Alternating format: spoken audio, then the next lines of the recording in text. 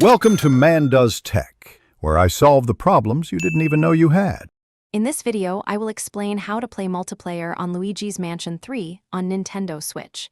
Get ready to team up with your friends and family to bust some ghosts. Luigi's Mansion 3 offers two fantastic multiplayer experiences, Scare Scraper and Scream Park.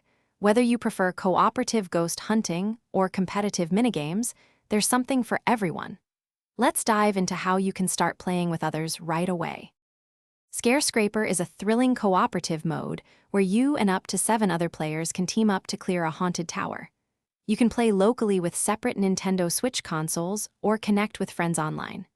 Your goal is to work together, capture all the ghosts, and complete various objectives before time runs out.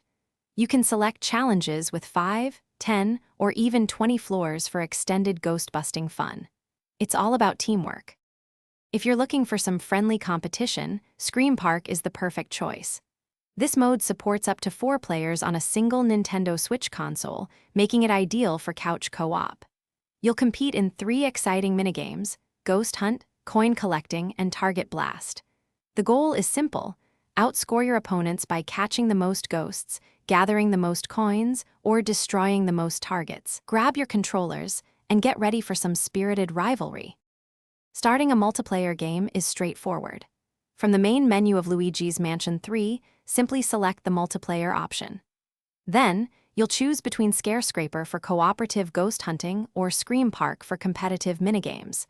If you pick Scare Scraper, decide if you want to play locally with other consoles or connect online. For Scream Park, just make sure you have up to 4 controllers connected to your Nintendo Switch, and you're all set to go. Have a blast. Thanks for watching. If you found this helpful, don't forget to like and subscribe.